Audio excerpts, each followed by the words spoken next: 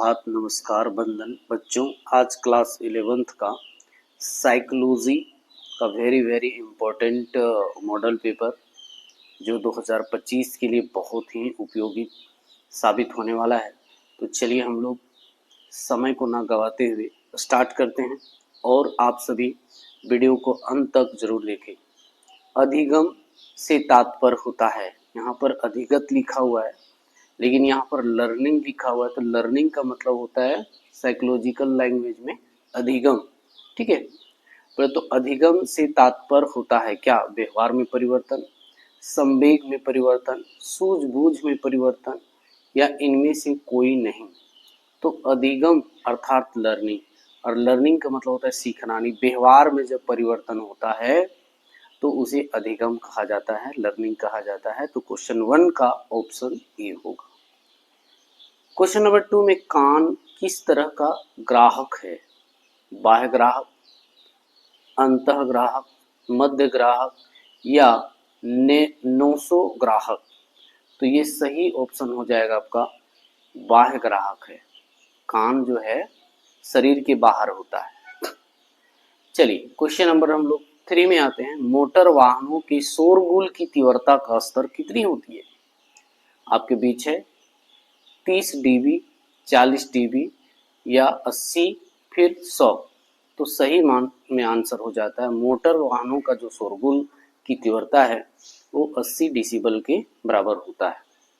Question number 4 में ये जिस जीव पर प्रयोग किया जाता है उसे कहा जाता है। जिस जीव पर प्रयोग किया जाता है उसे कहा जाता है, क्या कहा जाता है? प्रयोज्य कहा जाता है, प्रयोगकर्ता कहा जाता है, उद्दीपन कहा जाता है या कोई नहीं? तो आपका आंसर हो जाएगा उसे प्रयोज्य कहा जाता है, डिस्पोजल कहा जाता है। ठीक है, क्वेश्चन नंबर 5 में है बिहार में सर्वप्रथम मनोवैज्ञानिक का विभाग कहाँ खोला गया?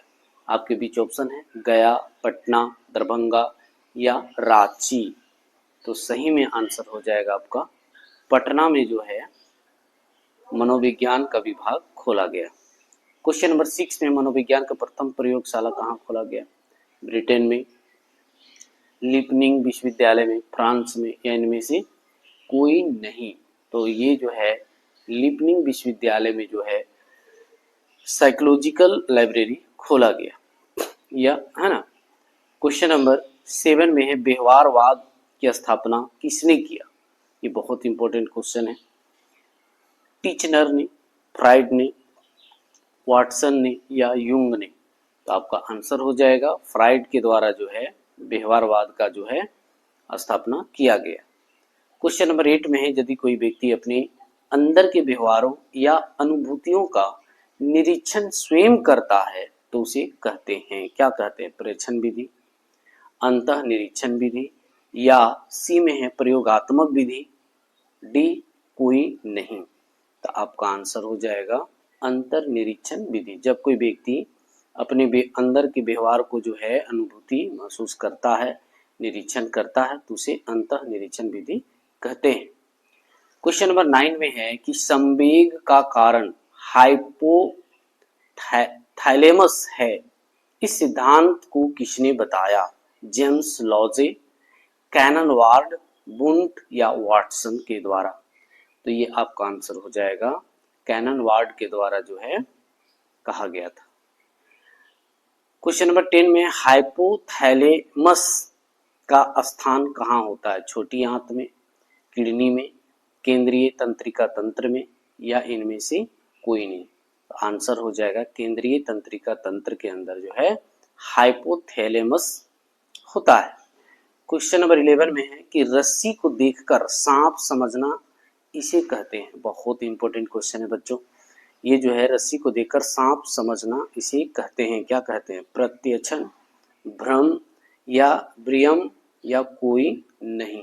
तो आपका आंसर हो जाएगा इसे भ्रम कहते हैं। रात में हम लोग अचानक लाइट कटी हुई रहती है और रस्सी को देख लेते हैं और सांप समझ बैठते हैं, तो ये क्या है? भ्रम है। ठीक है, क्वेश्चन नंबर 12 में विलियम जेम्स ने दीर्घकालीन स्मृति को किस नाम से जाना है? विलियम जेम्स ने दीर्घकालीन स्मृति, स्मृति मतलब याददाश्त, को किस नाम से जाना? प्राथमिक स्मृति, गौण स्मृति, तत्कालिक स्मृति, सक्रिय स्मृति। तो ये आपका आंसर हो जाएगा गौण स्मृति। ठीक है। क्वेश्चन नंबर 13 में देखिए कि निम्नलिखित में से व्यक्तिगत अभिप्रेरक कौन नहीं है?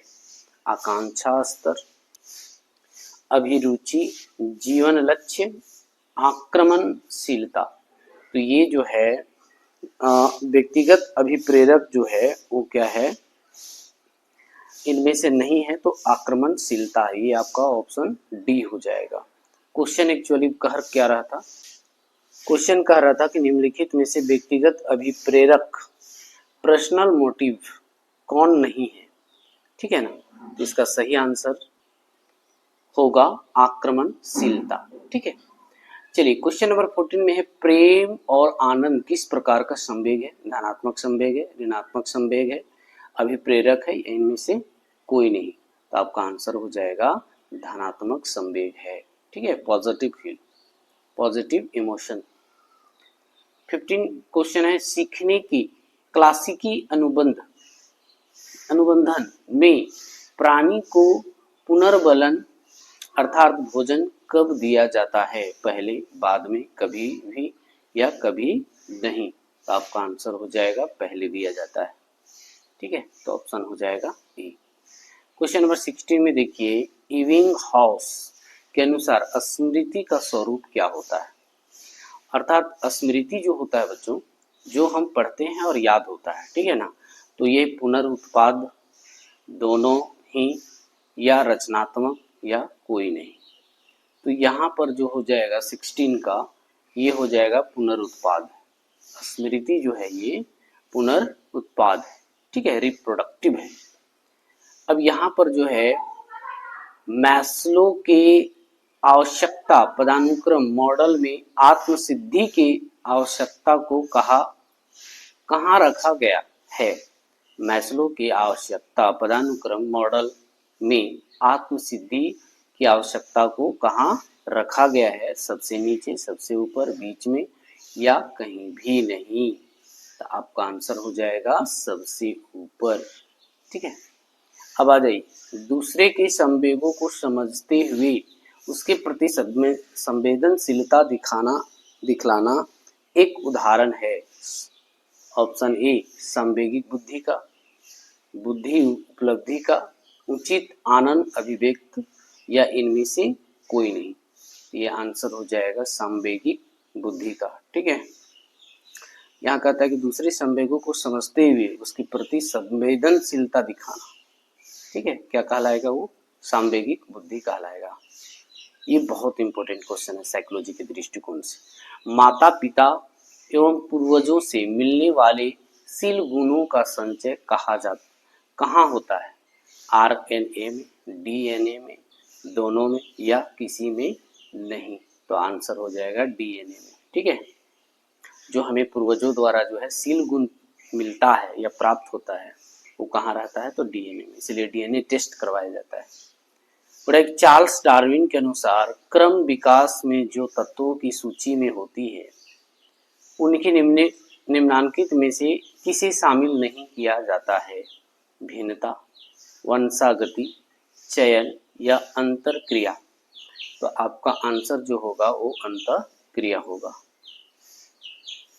21 क्वेश्चन है लुचिन्स 1942 का पानी घड़ा समस्या का प्रयोग का संबंध किससे था? विक्षिप्तीकरण, मानसिक वृत्ति, उद्भवन, या इनमें से कोई नहीं। तो 21 वाला जो आंसर होगा वो होगा मानसिक वृत्ति। ठीक है। ये जो लुचिन्स जो है 1942 में जो परीक्षण किया पानी घड़ा समस्या का प्रयोग का संबंध जो है वो मानसिक वृत्ति से संबंधित है। क्वेश्चन नंबर 22 में है कि रमेश सुशील की पत्नी के पिता का बेटा है। देखिए यहाँ पर जो है रीजनिंग है। रमेश सुशील की पत्नी के पिता का बेटा है, तो रमेश सुशील का क्या लगेगा? में सम्मिलित चिंतन निम्नांकित में से किसका उदाहरण है? अभिसारी चिंतन, सृजनात्मक चिंतन, आलोचनात्मक चिंतन, या इनमें से कोई नहीं। तो ये जो है, अगर इस तरह का जो है आपका रीजनिंग रहेगा तो अभिसारी चिंतन कहलाता है। क्या कहलाता है? अभिसारी चिंतन। 23 क्वेश्चन में निम्नलिखित में से किस तरह के बच्चों में फुट सांकेतन परिवर्तन क्षमता सबसे अधिक होती है? एक एकल भाषी बच्चे, द्विभाषी बच्चे, बहुभाषी बच्चे, या इनमें से कोई नहीं। यहाँ क्या बोल रहा है क्वेश्चन कि किस तरह के बच्चों में कुट संकेतन परिवर्तन क्षमता। देखिए उसी तरह के बच्चे में होता है जो बहुत सारा भाषा जानता हो, है ना, तभी कुट कर सकता है। तो यहाँ पर आपका सी ऑप्शन हो जाएगा, बहुभाषी बच्चे। 24 क्वेश्चन है, जेम्स लॉजे सिद्धांत संवेग का एक जैविक सिद्धांत है। गलत, सही, आंशिक रूप से सही। ऑप्शन डी में है कोई नहीं। तो आपका आंसर हो जाएगा सही है, ठीक है, बी ऑप्शन हो जाएगा। 25 में है, आत्म अभिप्रेरण किसका एक प्रमुख तत्व है? आपका ऑप्शन है सांवेगिक बुद्धि, कुंठा, उत्तेजक, या कोई नहीं। तो 25 का आंसर हो जाएगा आपका सांवेगिक बुद्धि, ठीक है, ऑप्शन ए। 26 क्वेश्चन में स्मृति की कितनी अवस्थाएं होती हैं? 4, 5, 3 या 7? तो इसका सही आंसर हो जाएगा 3 अवस्थाएं होती हैं। स्मृति की कितनी अवस्थाएं? तो 3 अवस्थाएं होती हैं, ठीक है। क्वेश्चन नंबर 27 में हम लोग आते हैं, प्रतिमा संबंध स्मृति एक प्रकार का संवेगी स्मृति है। सही है, गलत है, स्पष्ट नहीं है, या कोई नहीं है। तो आपका 27 का जो आंसर होगा वो सही है, ठीक है, ये हो जाएगा आपका ऑप्शन।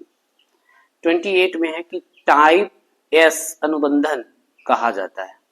क्रिया प्रस्तुत अनुबंधन, क्लासिक अनुबंधन, प्रत्याचनात्मक, या कोई नहीं। तो 28 का जो आंसर होगा वो क्लासिक अनुबंधन है। किस तरह का अनुबंधन? तो क्लासिक अनुबंधन, ठीक है। 29 में है, कौशल अधिगम स्किल लर्निंग की पहली अवस्था को क्या कहा जाता है? व्यवहार अवस्था, सामान्य अवस्था, संज्ञानात्मक अवस्था, या डी में है कोई नहीं। तो ये जो है संज्ञानात्मक स्किल जो है वो कॉन्जुगेटिव टर्म होता है, तो ये संज्ञानात्मक अवस्था होगा।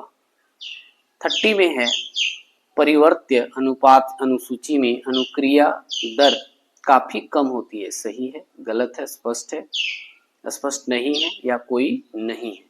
तो 30 का आंसर जो है वो गलत है, ठीक है। 31 में है, मानव शरीर में कोषों अर्थात सेल्स की संख्या है कितना है? लगभग 1 करोड़, लगभग 10 करोड़, लगभग 10 अरब, या लगभग 5 करोड़। तो 31 का जो आंसर होगा वो लगभग 10 अरब मानव शरीर में जो है सेल्स पाया जाता है। क्वेश्चन नंबर 32 में है कि रेल की पटरी क्या है? रेल की पटरी का आपस में मिलना किस भ्रम का उदाहरण है? व्यक्तिगत, सार्वभौम, आभासी, या ज्यामिति? तो आपका जो सही आंसर होगा वो सार्वभौम होता है। चलिए अब क्वेश्चन नंबर 33 में है, रक्त को साफ करने में कौन सा अंग कार्य करता है? हम सभी के बीच ऑप्शन है हृदय, मस्तिष्क, आमाशय, या आंत। तो इसका आंसर जो होगा वो होगा हृदय, ठीक है, ऑप्शन ए हो जाएगा। यहाँ क्वेश्चन क्या कह रहा था कि रक्त को साफ करने में कौन सा अंग जो है कार्य करता है? तो हृदय करता है। आवाज किस प्रकार का उद्दीपक है? बाह्य उद्दीपक, छवन उद्दीपक, आंतरिक उद्दीपक, या दृश्य उद्दीपक?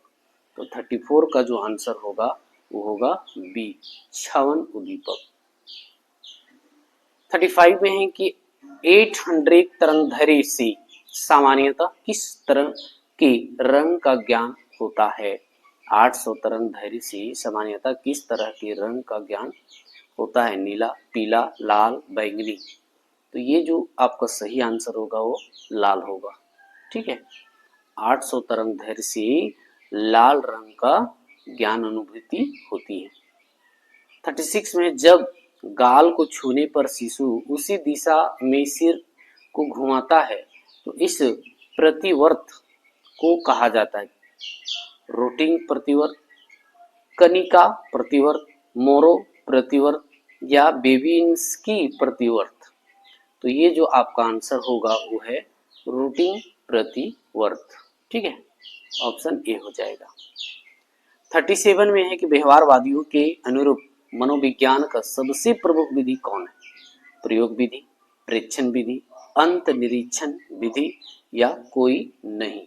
इसका सही आंसर हो जाएगा प्रेक्षण विधि। ठीक है, प्रेक्षण विधि द्वारा जो है व्यवहारवादियों के अनुरूप जो है मनोविज्ञान का सबसे प्रमुख विधि है। ठीक है, अब आ जाइए 38 में, भारत में पहला मनोविज्ञान विभाग किस विश्वविद्यालय में खोला गया था? ये बहुत इंपॉर्टेंट क्वेश्चन है। भारत में पहला मनोविज्ञान विभाग किस विश्वविद्यालय में खोला गया था? पटना में, बनारस में, कलकत्ता विश्वविद्यालय में या दिल्ली का विश्वविद्यालय में?